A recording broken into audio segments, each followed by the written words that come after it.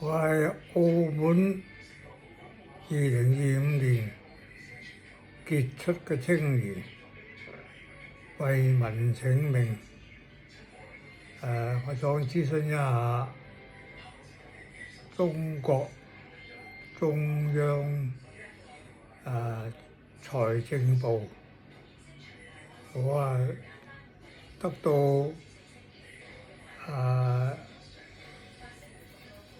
影音號有筆獎金同埋獎狀同埋一個勳章之類咁係咪要揾人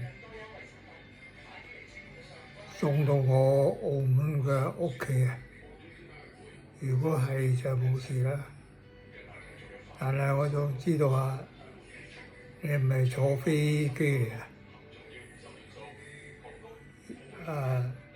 應該係打張支票俾我啫，張支票寫埋我名度，默埋線過戶，咁就唔使驚執到都冇用啦，係喺我手用嘅，即係入個戶口有用啫。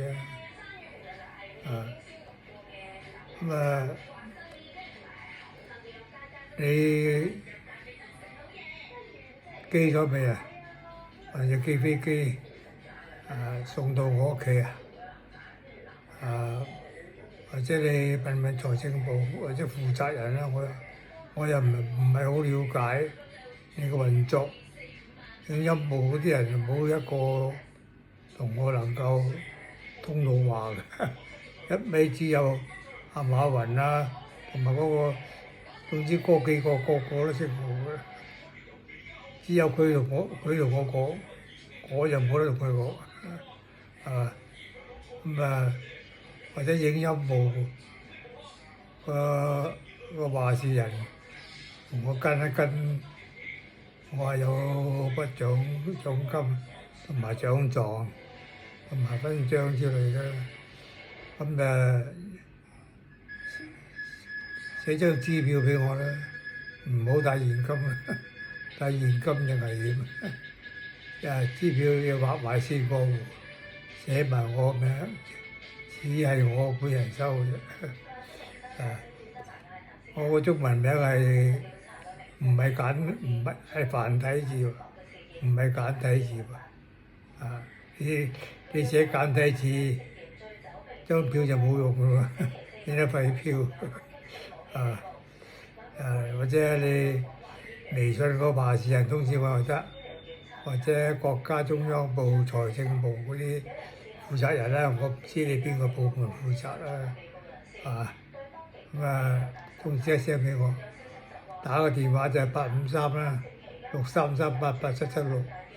如果你個手機如果係大陸出嘅咧，個電話一定係要853㗎啦。即係每一個地區都要啦，85363388776。如果係嚟到澳門自動轉區域嘅咧，咁就咁打633887776就得㗎啦。唔該晒，即係得個支持啫。你寫支票好啦，唔好帶現金嘅，帶現金嚟就危險㗎啦。但係寫支票，咁我就喺銀行過戶啦，嗰啲我識㗎，我做慣大生意嘅，點嘅程序我都識㗎啦，呢啲我不嬲都咁做法㗎啦，唔該你。